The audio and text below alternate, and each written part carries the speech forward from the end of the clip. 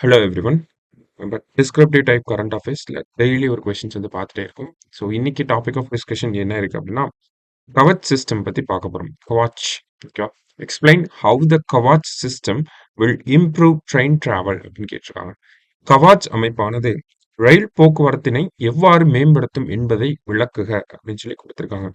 கவாச் அப்படிங்கிற இந்த ஒரு அமைப்பு இந்தியாவிலேயே உள்நாட்டிலேயே உருவாக்கப்பட்ட ஒரு ரயில் பாதுகாப்பு அமைப்பு. அதுதான் கவாச் அப்படின்னு நம்ம சொல்றோம். கவசம் அப்படின்ற வார்த்தை இருக்கு இல்லையா தமிழ்ல, அப்படின்னா பாதுகாப்பு அப்படிங்கிற ஒரு பொருள் வருது இல்லையா, அதே மாதிரிதான் கவாச் அப்படின்னா பாதுகாப்பு. எதற்கான பாதுகாப்பு அப்படின்னா இந்த ட்ரெயின் டிராவல், ரயில் போக்குவரத்துக்கான ஒரு பாதுகாப்பு தான் நம்ம கவாச் அப்படிங்கிற இந்த ஒரு விஷயத்தை சொல்லணும். சரிங்களா? கவாச் அமைப்பு இந்தியாவோட 2016-17ல தொடங்கப்பட்டு 2018ஆம் ஆண்டு ஓரளவுக்கு இந்த ஒரு டெக்னாலஜி அப்படிங்கறத இந்தியா டெவலப் பண்றாங்க. இதுல முக்கியமான வார்த்தையே என்ன அப்படின்னு பார்த்தோம்னா, இண்டிஜீனியஸ்லி டெவலப்டு அப்படிங்கிறது.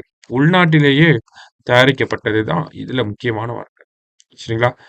So indigenous train collision avoidance system அப்படின்னு சொல்றாங்க. ஓகேவா? அதாவது இதனுடைய ஃபங்க்ஷன்ஸை பார்க்குறப்ப உங்களுக்கே புரியும் என்ன மாதிரியான சிறப்பான விஷயங்கள் இந்த கவாச் அப்படிங்கிற அமைப்பு பண்ணுது அப்படின்னு சொல்லி. ஓகேங்களா? 2 ட்ரெயினை மோத விடாம தடுக்குது. அது மாதிரி நிறைய விஷயங்கள் இதனுடைய பயன்கள்ல இருக்கு. எதற்காக இது கரண்ட் அஃபேர்ஸ்ல வருது அப்படின்னு பார்த்தோம்னா, நமக்கு நல்லா தெரியும். செய்தித்தாள்களை தொடர்ச்சியா பின்பற்றவர்களுக்கு தெரியும். என்ன அப்படின்னு பார்த்தோம்னா, அதிகமான ரயில் விபத்துகள் அப்படிங்கிறது இந்தியாவுல தொடர்ச்சியா வந்துட்டே இருக்கு. போன வருஷம் ஜூன் மாதத்துல பார்த்தோம்னா, ஒடிசால ஒரு மோசமான ரயில் விபத்து. 3 ரயில்கள் வந்து மோதிக்கொண்டு ஏகப்பட்ட உயிரிழப்புகள். அதே மாதிரி இந்த வருஷம் நிறையா பார்த்தோம்னா, அது மட்டும் இல்லாம இங்க தமிழகத்திலயும் நடந்துச்சு. இந்த மத்திய மாநிலங்கள்லயும் நடந்துச்சு. இன்னும் குறிப்பா பார்த்தோம்னா, ரயில்வே ட்ராக்ல கற்களை வச்சு ட்ரெயின்கள கவிழ்க்கிறது. இந்த மாதிரியான ஒரு வேலைகளையும் நிறைய பேர் ஈடுபட்டுட்டு இருக்காங்க. இதனால நமக்கு ட்ரெயின் டிராவல் அப்படிங்கிறது இப்போ கரண்ட்டா பார்த்தோம்னா, நிறைய பாதிப்புக்கு உட்பட்டு தான் இருக்கு. அந்த அளவுக்கு சேஃப்டியா இருக்கான்றது ஒரு கேள்விக்குறியே இருக்கு. ஓகேங்களா? ஸோ இந்த மாதிரியான விஷயங்கள் எல்லாம் அவாய்ட் பண்ணணும் அப்படிங்கிறதுக்காக தான் இந்தியா உள்நாட்டிலேயே உருவாக்கப்பட்ட இந்த கவாச் அமைப்பு அப்படிங்கிறத கொண்டு வராங்க. ஓகேங்களா? இப்ப இந்த கவாச் அமைப்பு அப்படிங்கறத பார்த்தோம்னா, ரயில் மோதல் தடுப்பு அமைப்புன்னு சொல்றாங்க. Train collision avoidance system. இதோட முழு விஷயங்களையும் நம்ம இந்த கொஸ்டின்ல பார்ப்போம். கவாச் அப்படின்னா என்னன்னா, முக்கியமான வார்த்தை ஏடிபி அப்படிங்கிற வார்த்தை கண்டிப்பா இருக்கணும். என்னன்னா, automatic train protection system. Full and full automated process தான் இந்த கவாச் அப்படிங்கிறது. 2 வார்த்தை முக்கியமா இருக்கணும். ஒன்னு ATP automatic train protection system. அடுத்தது ட்ரெயின் கொலிஷன் அவாய்டன்ஸ் சிஸ்டம் அப்படிங்கிற இந்த 2 வார்த்தைகளும் நம்ம பேப்பர்ல கட்டாயம் இருக்கணும். இந்த கேள்வி ரிஃப்ளெக்ட் ஆச்சு அப்படின்னா, இந்த கவாச் அப்படிங்கிற இந்த ஒரு விஷயத்த டிசைன் பண்ணது யார் அப்படின்னு பார்த்தோம்னா, research design and standards organisation Indian ரயில்வேஸோட இருக்கக்கூடிய research design and standards organisation தான் இந்த ஒரு கவாச் அப்படிங்கிற அமைப்பையே உருவாக்குறாங்க. நமக்கு கவாச் அப்படிங்கிற அமைப்பு பெருசா ஒண்ணு கிடையாது. சிக்னல் டிரான்ஸ்ஃபர் மட்டும்தான் இருக்க போகுது. அந்த சிக்னல் டிரான்ஸ்ஃபர் அப்படிங்கிறது RFID டிவைசஸ் மூலியமா தான் நமக்கு இந்த சிக்னல் டிரான்ஸ்ஃபர் அப்படிங்கிறது இருக்க போகுது. சரிங்களா? இதனுடைய ஒர்க்கிங்கை பார்த்தோம்னா இன்னும் நமக்கு நல்லாவே புரிஞ்சிடும். எப்படி இந்த சிஸ்டம் ஒர்க் ஆகுது அப்படின்னு பார்த்தோம்னா, இது ஒரு 2 வே கம்யூனிகேஷனா இருக்கும். ஓகேங்களா? இப்போ இங்க இருந்து ஒரு ட்ரெயின் போகுது, இங்க இருந்து ஒரு ட்ரெயின் வருது. இந்த இடத்துலயும் கவாச் அப்படிங்கிற அமைப்பு இருக்கும், இங்கேயும் கவாச் அப்படிங்கிற அமைப்பு இருக்கும். நமக்கு இந்த டேட்டா எல்லாமே சேட்டலைட்டுக்கு வந்து போயிட்டே இருக்கும். சரிங்களா? டைரக்டா சேட்டலைட்டுக்கு போகும். சேட்டலைட்டுக்கு மட்டும் இல்ல, இங்க ஒரு டவர் ஃப்ரீக்வெண்ட் இன்டர்வல்ஸ்ல டவர் செட்டப் பண்ணியிருப்பாங்க. இந்த டவருக்குமே பார்த்தோம்னா இந்த டேட்டாஸ் எல்லாமே ரிசீவ் ஆயிட்டே இருக்கும். இந்த டேட்டாஸை 2 ட்ரெயின்ல இருந்து ரிசீவ் பண்ணக்கூடிய இந்த டவர் என்ன பண்ணும்னா, டைரக்டா ஸ்டேஷனுக்கும் இந்த டேட்டாஸை வந்து ரிலே பண்ணி விட்டுரும். சரிங்களா? ஸோ ஸ்டேஷன்ல இருக்கிறவங்களுக்கும் இந்த டேட்டாஸ் அப்படிங்கிறது போயிட்டு இருக்கும். அப்போ எல்லாமே பார்த்தோம்னா ஒரு இன்டர் கனெக்டட் நெட்வொர்க் தான். RFID டேக்ஸை யூஸ் பண்ணி இந்த ஒரு நெட்வொர்க்கை டிரான்ஸ்மிஷன் டவர்ஸ் எல்லாத்தையுமே வந்து டிசைன் பண்ணி வச்சிருக்காங்க. ஓகேவா? அப்ப இதன் மூலயமா நமக்கு என்ன தெரியும்னா, ஒரு ட்ரெயின் எந்த ஸ்பீட்ல வருது, எந்த இடத்துல வருது, இன்னொரு ட்ரெயின் எந்த ஸ்பீட்ல வருது, எந்த இடத்துல வருது, இந்த 2 ட்ரெயினுக்கும் சிக்னல் எப்படி நம்ம போடலாம், இது எல்லாமே டோட்டல் கண்ட்ரோல் எங்க இருக்கும் அப்படின்னு பார்த்தோம்னா, நமக்கு ஸ்டேஷன் மாஸ்டருக்கு அப்படியே ரிலே ஆயிட்டே இருக்கும். ஓகேங்களா? ஒவ்வொரு ட்ரெயின் இந்த ட்ரெயின் இந்த ஸ்பீட்ல வருது, இந்த ட்ரெயின் இந்த ஸ்பீட்ல வருது. ஸோ அப்ப இந்த டைம்ல இவங்க இந்த இடத்த ரீச் பண்ணுவாங்க. அப்ப இந்த சிக்னல் போட்டோம்னா அந்த ட்ரெயினை ஃப்ரீயா நம்ம விட்டுறலாம் அப்படின்ற மாதிரியான விஷயங்கள் எல்லாமே இந்த ஒரு டேட்டா ரிலேயிங் மூலயமா நமக்கு நடக்குது. சரிங்களா? ஸோ அப்ப it is a 2 way communication அப்படிங்கறத நம்ம கொடுத்துறோம். எதை பேஸ் பண்ணி இருக்கு அப்படின்னு பார்த்தோம்னா, RFID டேக்ஸ் பேஸ் பண்ணி தான் நமக்கு இந்த சிஸ்டம் அப்படிங்கிறது ஒர்க் ஆக போகுது. ஓகேவா?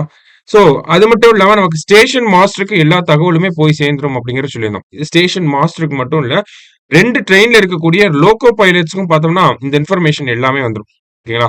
இந்த இடத்துல இந்த ட்ராக்ல எவ்வளவு ஸ்பீடுல நம்ம போகணும், அடுத்த சிக்னல் எவ்வளவு தூரத்துல நமக்கு வரப்போகுது அப்படிங்கிற மாதிரியான தகவலுமே வந்து நமக்கு வந்துரும், நோட்டிபிகேஷனா வந்துரும். சரிங்களா?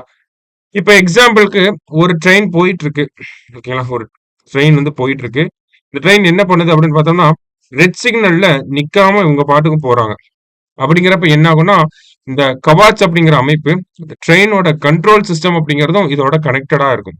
அப்படி இருக்கப்ப டைரக்டா இந்த ட்ரெயின் வந்து ரெட் சிக்னல்ல நிக்காம போச்சு அப்படின்னா ஆட்டோமேட்டிக்கா பிரேக்ஸ் அப்ளை பண்ணி ட்ரெயினை வந்து ஸ்டாப் பண்ணிரும். சரிங்களா? இதுதான் இதோட முக்கியமான சிறப்பம்சம். நமக்கு ஒவ்வொரு ட்ரெயினும் எங்க வருது அப்படிங்கிற டேட்டா இல்லாம எடுத்துரலாம். ஓகேங்களா? ஆனா அந்த டேட்டாவ வச்சு என்ன பண்ண போறோம் அப்படிங்கிறது தான் முக்கியமான விஷயம். ஒரு சிக்னல் ஒரு ட்ரெயின் ரெட் சிக்னல்ல கிராஸ் பண்ணிட்டு நிக்காம இருக்கு அப்படிங்கிற பட்சத்துல கட்டாயம் அந்த ட்ரெயினை வந்து கவாச் அப்படிங்கிற அமைப்பு நிப்பாட்டிடும். ஆட்டோமேட்டிக்கா பிரேக்ஸ் அப்ளை பண்ணி நிப்பாட்டிடும். அதே மாதிரி ஒரு லெவல் கிராசிங், அதாவது லெவல் கிராசிங் அப்படின்னா நம்ம ரயில்வே கேட் அப்படின்னு சொல்றோம் இல்லையா? நமக்கு கலோக்கியலா பார்த்தா ரயில்வே கேட்டுங்கிறத சொல்லுவோம். இப்ப இந்த ஒரு ரயில்வே கேட்டு கிட்ட ட்ரெயின் வரப்ப கட்டாயம் ஹார்ன் அடிக்கணும் அப்படிங்கிறது லோகோ பைலட்டுக்கு இருக்கக்கூடிய இன்ஸ்ட்ரக்ஷன். இன்கேஸ் ஹார்ன் அடிக்கல, இன்கேஸ் ரொம்ப ஃபாகி சிச்சுவேஷனா இருக்கு, பனிப்பொழிவு அதிகமா இருக்கு, ரயில்வே கேட் அப்ரோச் ஆகிறதே அவங்களுக்கு தெரியல அப்படின்னா இந்த கவாச் அப்படிங்கிற அமைப்பு என்ன பண்ணும்னா ஆட்டோமேட்டிக்கா அந்த விசில் அடிச்சிடும். ஓகேங்களா? அதான் ஹூட்டர் அப்படின்னு சொல்லி கொடுத்துருக்காங்க. ஹூட்டர் இந்த சென்ஸ் விசில். ஓகேங்களா? அந்த ட்ரெயினோட ஹாரனை வந்து அடிக்க ஆரம்பிச்சிடும். சரிங்களா? இது ஒரு முக்கியமான விஷயம். அடுத்ததா பார்த்தோம்னா ஏதாவது ட்ரெயின்ல எமர்ஜென்சி ஏற்பட்டுருச்சு அப்படின்னா எஸ்ஓஎஸ் மெசேஜஸ் அப்படிங்கறத அனுப்பிடும். கண்ட்ரோல் ரூமுக்கு வந்து மெசேஜஸ் அனுப்பிடும். அதே மாதிரி இந்த ட்ரெயினோட லைவ் மூவ்மெண்ட்டை வந்தாலும் நம்மளால ட்ராக் பண்ண முடியும். இதெல்லாம் இந்த சிஸ்டத்தோட அட்வான்டேஜஸ். சரியா? ஸோ இந்த சிஸ்டம் என்ன ஒரு ரோலை பிளே பண்ணுது, ரயில் டிராவலை வந்து இன்க்ரீஸ் பண்றதுக்கு, இம்ப்ரூவ் பண்றதுக்கு என்ன ஒரு ரோல் பிளே பண்ணுது அப்படின்னா ஃபர்ஸ்ட் நம்ம பார்த்த விஷயங்கள் அப்படியே எழுத வேண்டியதான். ஓகேங்களா? ஆட்டோமேட்டிக் பிரேக்கிங் அப்படிங்கிறது இருக்கு. எப்பெல்லாம் ஆட்டோமேட்டிக் பிரேக்கிங் வேலை செய்யும் அப்படின்னா ஒரு ட்ரெயின் ரெட் சிக்னலை கிராஸ் பண்ணிருச்சு, நிக்கமே போயிட்டு இருக்கு அப்படிங்கிறப்ப நமக்கு ஆட்டோமேட்டிக்கா பிரேக் அப்ளை ஆயிரும். அதே மாதிரி ஒரு ஒரே ட்ராக்ல 2 ட்ரெயின் வரப்பயும் என்ன ஆகும் அப்படின்னு பார்த்தோம்னா இந்த ஆட்டோமேட்டிக் பிரேக்கிங் அப்படிங்கிறது அப்ளை ஆயிரும். அதனாலதான் இந்த ஒரு விஷயத்தையும் நம்ம பார்க்கணும். சமீபத்துல நிறைய ரயில் விபத்துகள் ஒரே ட்ராக்ல 2 ட்ரெயின் வந்தனாலதான் ஏற்பட்டிருக்கு. இந்த கவாச் அப்படிங்கிற அமைப்பு மட்டும் நமக்கு இருந்துச்சு அப்படின்னா நமக்கு 2 ட்ரெயினுமே வந்து பாதிப்படையாம மோதாம தடுத்து நிப்பாட்டி இருக்க முடியும். ஏன்னா ஆட்டோமேட்டிக்காவே பிரேக்ஸ் அப்படிங்கிறது அப்ளை ஆயிரும். சரிங்களா? அப்ப ஆட்டோமேட்டிக் பிரேக்கிங் அப்படிங்கிறது தான் ரொம்ப ரொம்ப இம்பார்ட்டன்டான ஃபீச்சர். இதை கண்டிப்பா எழுதி இருக்கணும். அடுத்ததா பார்த்தோம்னா ஸ்பீட் ரெகுலேஷன். நமக்கு ஸ்பீட் லிமிட் அப்படிங்கிறது ஒவ்வொரு ட்ராக்லயுமே இருக்கும். சரிங்களா? இந்த இடத்துல இவ்வளவு ஸ்பீட்ல தான் போகணும், இங்க இவ்வளவு ஸ்பீட்ல தான் போகணும் அப்படிங்கிற ஸ்பீட் ரெகுலேஷன் அப்படிங்கிறது இருக்கும். இன்கேஸ் ட்ரெயின் அந்த ரெகுலேஷனை தாண்டி போச்சுன்னா அந்த ரெகுலேஷன் உட்பட்டு அந்த ஸ்பீட் லிமிட்லயே மெயின்டைன் பண்றதுக்கு நமக்கு கவாச் அப்படிங்கிற ரோல் கவாச் அப்படிங்கிற ஒரு விஷயம் முக்கியமான ரோல் பிளே பண்ணுது. சரியா? அடுத்தது கொலிஷன் அவாய்டன்ஸ். அதான் 2 ட்ரெயின் வந்து மோதக்கூடிய அந்த ஒரு நிகழ்வை வந்து நமக்கு கம்ப்ளீட்டா அவாய்ட் பண்ணிடும். ஓகேங்களா? அடுத்தது சிக்னல் ஓவர் ரன் ப்ரிவென்ஷன் அப்படின்னு சொல்லி கொடுக்குறாங்க. ஓகே. ஸோ சிக்னல்ல நிக்காம போறதெல்லாம் நமக்கு தடுத்துரும் அப்படிங்கிறது இதுல ஒரு முக்கியமான விஷயம். அடுத்ததா பார்த்தோம்னா எமர்ஜென்சி கம்யூனிகேஷன். அதாவது எமர்ஜென்சி கம்யூனிகேஷன் இதுல என்ன சொல்றாங்கன்னா டைரக்டா லோகோ பைலட்ஸையும் கண்ட்ரோல் சென்டர்லயும் டைரக்டா லிங்க் பண்ணிடும். In case of any type of emergency, அது வந்து ஒரு விலங்குகளை இடிக்கிறதாகட்டும், இல்ல வந்து அந்த ரயில்வே ட்ராக்லயே படுத்து போராட்டம் பண்றாங்க, இல்ல ஹைஜாக்கிங், எந்த மாதிரியான விஷயம் எமர்ஜென்சியா இருந்தாலும் டைரக்டா கண்ட்ரோல் சென்டரோட ஃபாஸ்டர் கம்யூனிகேஷனுக்கும் இந்த கவாச் அப்படிங்கிற அமைப்பு நமக்கு உதவும் அப்படிங்கறத சொல்லியிருக்கோம். ஓகேவா?